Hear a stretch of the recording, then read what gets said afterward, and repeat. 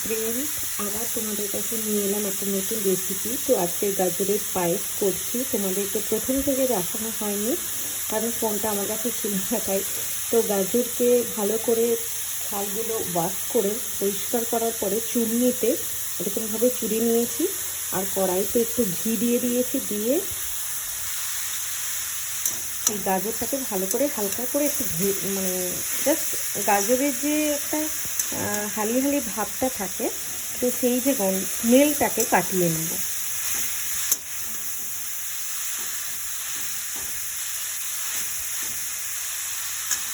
তো বন্ধুরা, এখন গাজরের যে স্মেলটা সেটা চলে গেছে। এর মধ্যে আমি একটু সুজি অল্প পরিমাণে অ্যাড করব, কারণ আমি প্লেন গাজরের হালুয়া করেছি, সুজি দিয়ে কোনো দিনও করিনি। তো আজকের হালুয়াটাতে মানে গাজরের পায়েসে সুজি অ্যাড করব।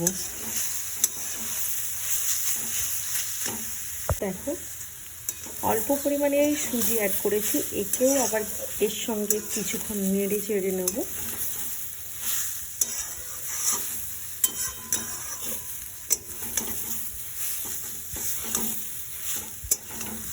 এটা নাড়াচাড়া হয়ে গেলে এর মধ্যে পরিমাণ মতন যে দুধটা লাগবে, তো সেই আমি লিকুইড দুধ ব্যবহার করছি, তো এর মধ্যে সেই লিকুইড দুধটা অ্যাড করে দেব। তো বন্ধুরা দেখো, দুধ দিয়ে দিয়েছি এর মধ্যে। এবার যেহেতু গাজরটা একটু সেদ্ধ হবে, তার জন্য পরিমাণ মতন জল অ্যাড করছি। তোমরা চাইলে পুরো দুধের করতে পারো।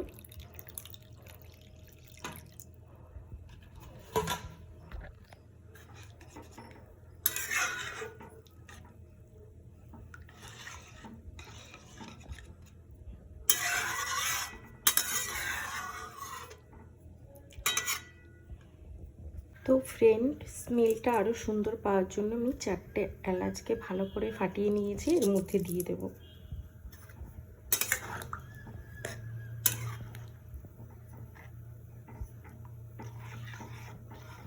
একটু ফুটে যাওয়ার পরে চিনিটা অ্যাড করব।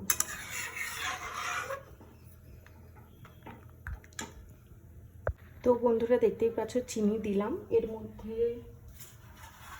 এই যে কাজু কিশমিশ অ্যাড করব।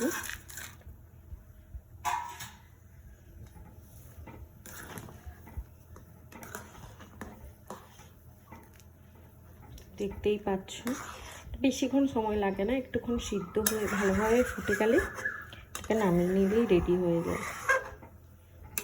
একটু ভালো করে টকবগিয়ে ফুটে যাক, গাজরগুলো ভালোভাবে সিদ্ধ হয়ে গেলেই আমি নামিয়ে নেব। আর সুজিটা দেওয়ার কারণ হচ্ছে একটু গাঢ় গাঢ় ভাবটা হয়। ও বন্ধুরা দেখো, কতটা গাঢ় ভাব চলে এসছে। এবারে আমি এটাকে বন্ধ করে দেবো। তো এই গাজরের পায়েস আমার রেডি হয়ে গেছে। তো তোমাদের এই রেসিপিটা যার যার ভালো লেগেছে অবশ্যই লাইক, শেয়ার, কমেন্ট এবং সাবস্ক্রাইব করে দিও। বাই বাই বন্ধুরা।